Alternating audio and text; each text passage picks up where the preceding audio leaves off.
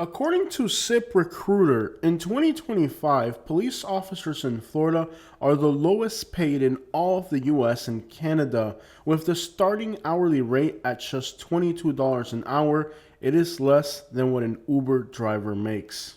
States like Washington, New York, and Massachusetts start their police officers making at least $10 an hour more.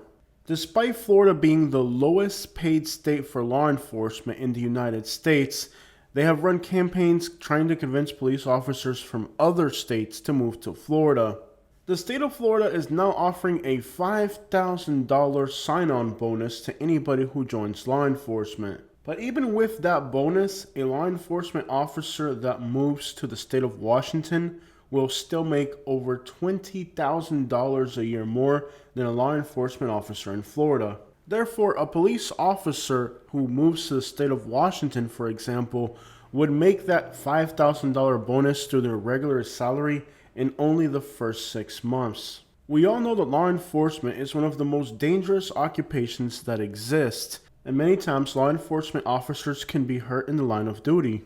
The state of Florida recently rolled out new laws regarding lawsuits that make it more difficult for individuals who are hurt to be able to file a lawsuit. The new law stipulates that somebody who is making a lawsuit has only 2 years to settle the situation. Beyond that point, there's no more liability, meaning that a law enforcement officer who gets hurt in the state of Florida could easily end up in a situation where he may not be able to receive compensation for his injuries. But even then, states like New York and California have average settlements that can be as much as 5 times higher than in the state of Florida, which means as an incentive for law enforcement, not only are they going to get paid less in Florida, but in the case that they do get hurt, they'll have better opportunities of getting compensation in other states. As we all know, law enforcement is a dangerous line of work and people can get hurt in many different ways. The state of Florida has also rolled out laws that are unenforceable. Take, for example, the state's new homeless law. So far, not a single person in the state of Florida has been arrested under this new law. Law enforcement agencies are simply afraid of the lawsuits that could come from a law that clearly violates people's rights. Just this week in Massachusetts, a judge ordered the arrest of ICE agents who were trying to carry out a deportation arrest during a court hearing. Many times, these law enforcement agencies in Florida are trying to prompt police officers to do things that go against due process. Many of the new laws that are coming to the state of Florida leave police officers in a very conflicting position. The state of Florida now wants law enforcement officers to be trained, capable, and willing to make ICE deportation arrests. However, the training that they are receiving is very limited. And the liability for making an arrest that violates someone's rights falls directly on the laps of the police officers, even though it's the state of Florida who's telling them to make these type of apprehensions. As we've seen with the case in Massachusetts, when law enforcement officers make a detention that violates the rights of the person being arrested, it is many times the police officers who can face criminal charges like obstruction of justice. The city of Fort Myers refused to train their officers to make ICE and deportation arrests. The state of Florida responded by threatening them all to lose their jobs. Thus, the state of Florida is forcing cities, municipalities, and counties to enact and enforce laws that these cities and municipalities do not want to enforce. At the end of the day, it's the police officers who are going to be the guinea pig for these experiments of detaining people for ICE and immigration type arrests when they have no training and when the liability of obstruction of justice can fall directly on their laps. Furthermore, when these cities and municipalities decide that they don't want to take part in the state's questionable practices that violate due process, the state threatens them and forces them to comply. So let's be clear that when it comes to the enforcement of these new laws that the state is passing, cities and municipalities do not want to do it. They're outright refusing to do it. In the case of the homeless law, the state wasn't able to threaten them to comply. But in the case of the immigration law, they're not having any choice. These individuals are being threatened that if they don't really go out there and enforce these laws, that these agencies would rather not have to enforce because they understand the legal liability, the lack of due process, and of course even the obstruction of justice that can come from these practices, the way they're being implemented in Florida.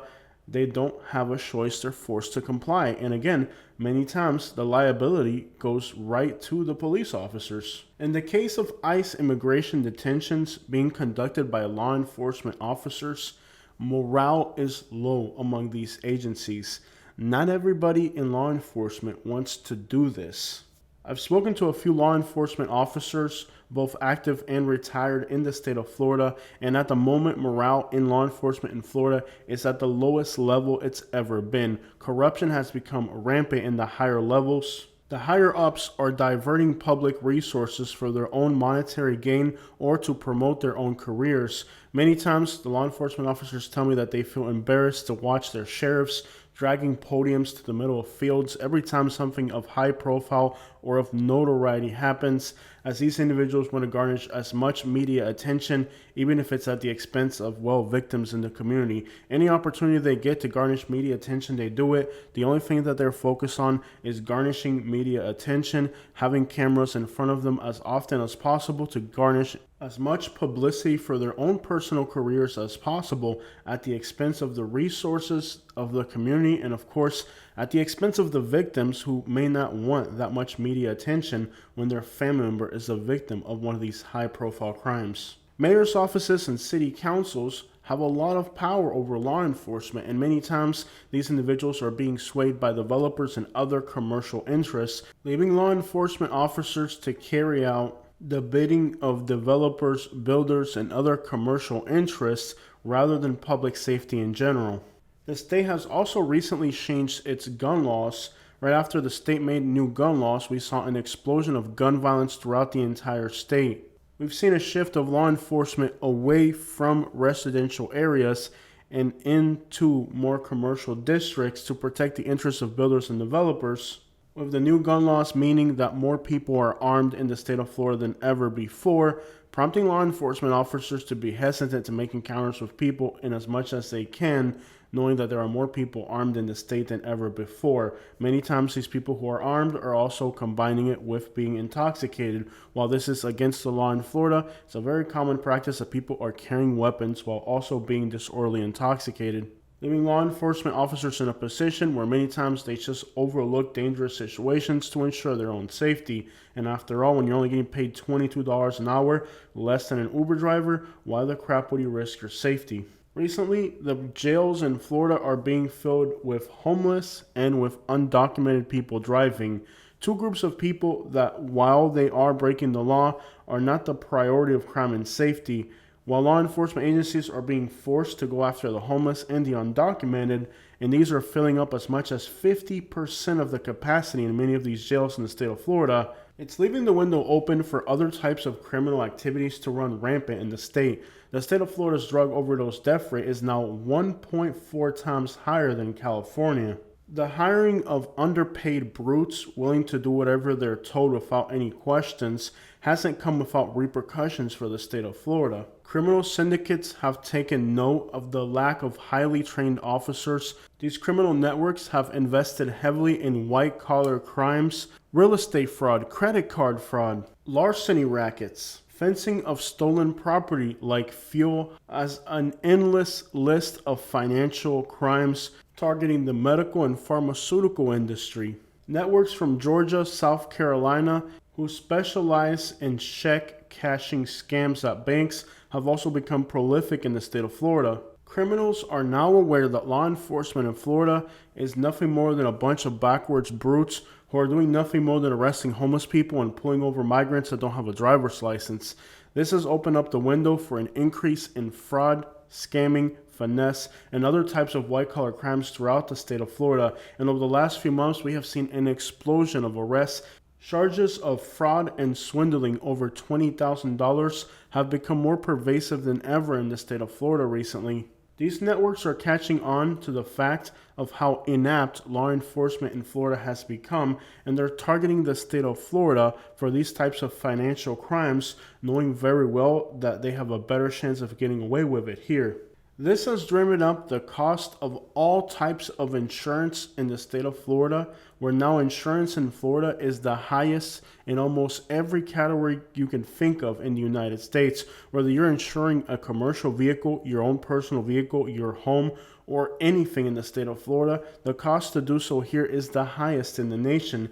More sophisticated criminal networks from other states are figuring out that law enforcement in Florida is preoccupied with, well, kind of low-level criminals, and they're really lacking in more trained law enforcement officers, prompting a floodgate of criminal networks to enter the state of Florida to devise types of scams like fraud and swindling. A few years ago, during the time of COVID, people flocked to the state of Florida with many promises about all the great things that were being done here. A few years later, we figured out that many of these people have returned to their home states, noting issues like low incomes, cost of insurance being ridiculously high. Many people that moved here from New York discovered that crime in Florida is actually significantly higher than New York. Now, they could have figured that out simply by looking at crime analytics like overdose death rates and homicide rates, but for some reason or another, they preferred to believe what they were being told in online newspapers. Top 10 lists that rated Florida among the best places to live, while many people thought that these were genuine reviews from journalists based on real analytical information. They were nothing more than paid ads by development companies and other groups that were working to create an idea that Florida was going to become the greatest place to live. Many of those people have already moved back to New York, and already they started a new series of lies and misinformation telling people that they're going to get rid of property taxes in the state of Florida. All the analytics and numbers in Florida are down right now. All the information would tell you that coming here would be a bad idea. And that's the way it was during the COVID wave. You would think that these individuals would have learned their lesson the first time, but here they are again being told another series of lies. And a lot of people are already thinking that they're going to move to Florida because of the new tax breaks that are coming for properties in the state of Florida.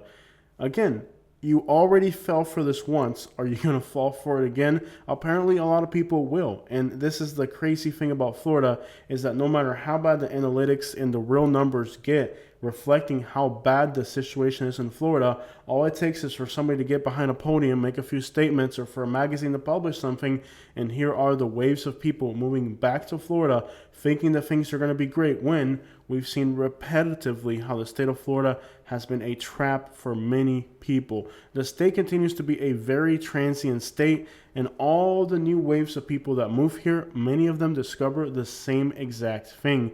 And these issues are only going to get aggravated moving forward in the state of Florida. These issues are not going to resolve themselves. For one, the amount of fraud and swindling that's taking place in Florida now is the highest that I've ever seen. So again, I ask people the question, if a law enforcement officer in another state is making on average $20,000 more a year, what is a $5,000 sign-on bonus? In 4, 5, or 6 months, the police officer working in another state would have already made that much money. He would have had a better working environment. He would have lived in a state that has more benefits, a state that has more protection, a state that has less liability. Here in Bradenton, Florida, law enforcement is understaffed. We requested a body cam footage from the records department. It has been over 6 months now, just about, and we still haven't got it. They quote on their emails that they're having a lack of staff shortages, not enough workers. Crime in Bradenton is rampant and out of control. Law enforcement equipment in Bradenton, Florida in particular, is lacking behind. Other law enforcement agencies have better equipment, are better equipped, and law enforcement officers are finding that working in this environment isn't conductive, isn't productive, isn't even safe. Throughout the country, internet crimes have become a more common issue that law enforcement are having to deal with on a more regular basis. Some particular counties in Florida, like Lee County, for example, have invested a lot of money into internet crimes divisions that are able to help law enforcement agencies when they're dealing with cyber stalking or other types of online crimes. Some particular police departments like Naples, Boca, Lee County, for example, that have larger budgets, larger populations, have been able to invest and get better equipment, better trained officers, and are able to have more types of crime divisions in order to protect their communities, not just from general crime, but also from stuff that happens, in the web, for example. A few of these counties in Central Florida where law enforcement agencies haven't been able to invest into these types of internet crime divisions, the internet has become a very dangerous place, and it's led to a situation where human trafficking in Florida is now basically virtual. And it's one of those situations where law enforcement needs to have more resources, more trained, higher paid police officers to carry out a type of crime prevention that is more sophisticated than your average criminal. The criminal syndicates are starting to realize that there's a lot of inept law enforcement productivity in the state of Florida, and these criminal syndicates are starting to move back into the state of Florida.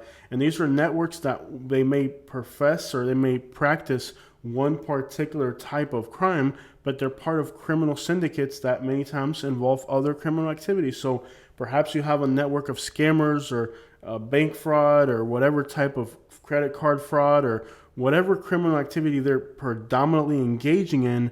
These individuals are still part of criminal syndicates that have ties to other types of crimes, which means that all of a sudden, even though you have a group of scammers that moves to Florida, that comes along with credit card fraud, that comes along with stolen equipment. That means that now you have equipment disappearing throughout the entire state of Florida because these are criminal syndicates that have ties to other criminal networks. So if you have an increase of scammers, if you have an increase of people doing bank fraud, that comes hand in hand with other types of criminal activities because these are criminal syndicates that are enlaced with other types of networks that do other types of crimes. So when you have a void in one category of law enforcement like cybersecurity, that leaves the window open for these networks to come in, and they'll have ties to other criminal activities, which means you're also going to start to see an increase in heavy equipment theft, fuel theft, and other types of criminal activities that go hand in hand with these online criminal networks. Human trafficking being a perfect example. They're exploiting the lack of cybersecurity to promote and run their online business,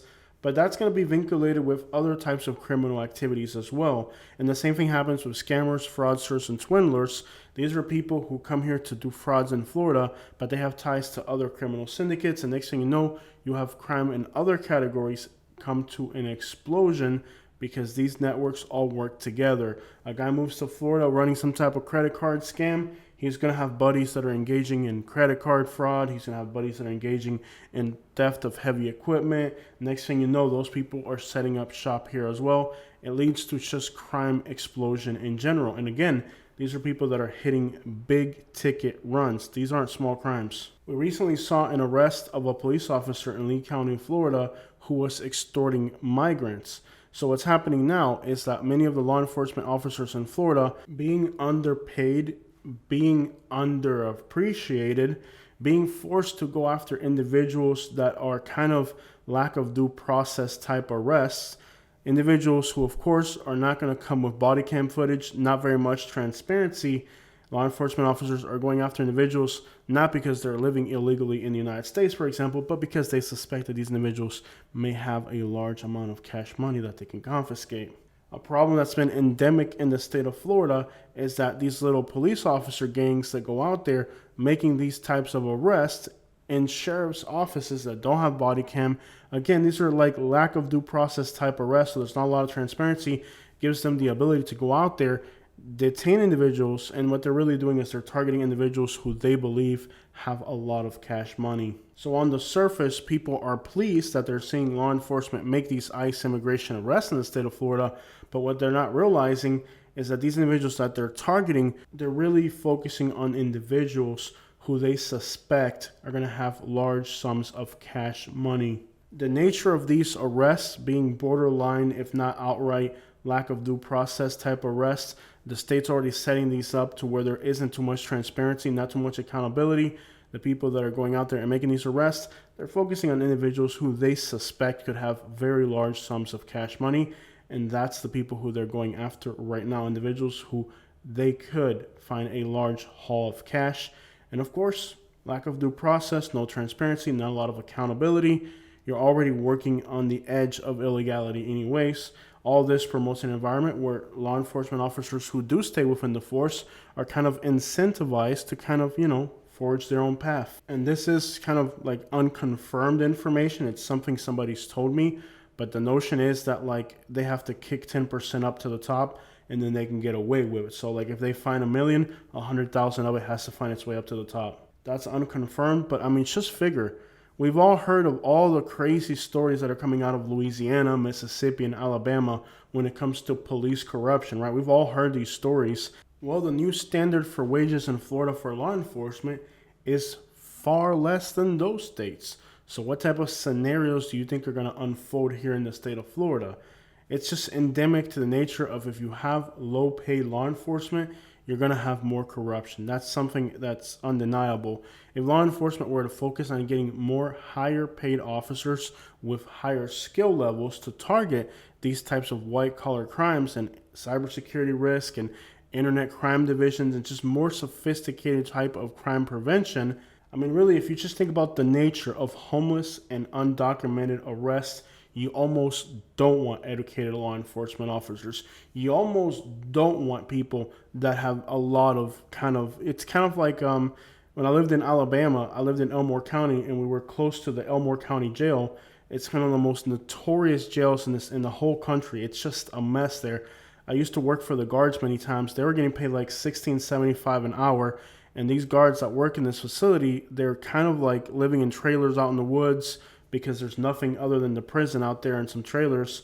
And these guys are coming home with bed bugs. I mean, it's just the most insane working conditions you could think of. So, I was working for one of these guys and he was telling me that like they purposely hire the brutes that they can find. They want guys that are like inbred, borderline, like they don't want for those types of correction type jobs, like in Alabama in these prisons and jails, they don't want educated people. I asked him, like, what's the worst part of your job?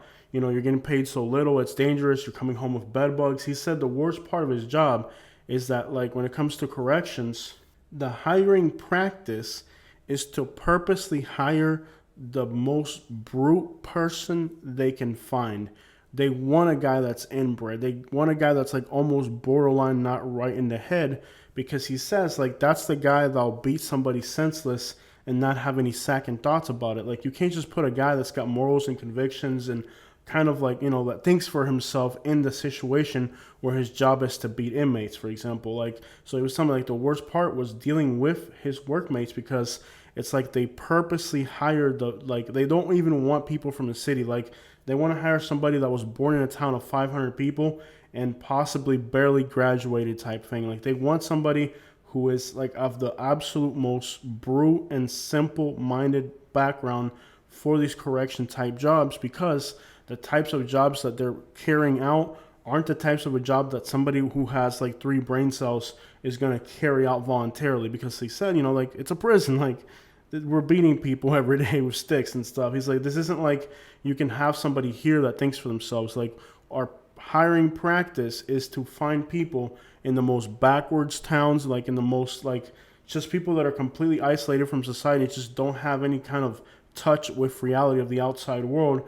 Those are the types of people we want for these jobs. So I think that's like the hiring practice, he said, for that particular like Elmore County jail. And if you think about it, in the state of Florida now, what you're having is homeless arrests and immigration arrests. So these are people who, if a police officer is sentimental, if a police officer starts to think for themselves, pretty soon they're not going to start feeling very proud of themselves. You're just not going to feel that great about yourself when you're kind of doing just a redundant type of thing. It isn't really like you're being, I don't know, most people that join law enforcement do have aspirations of a career in law enforcement and of doing great things in law enforcement. And when they find themselves arresting homeless people and illegals, after a while, that just kind of becomes unsatisfactory. So as of now, in the state of Florida, with illegals and homeless just being like the core of the people that are being arrested here, that doesn't really require many brain cells, and it almost doesn't even require that much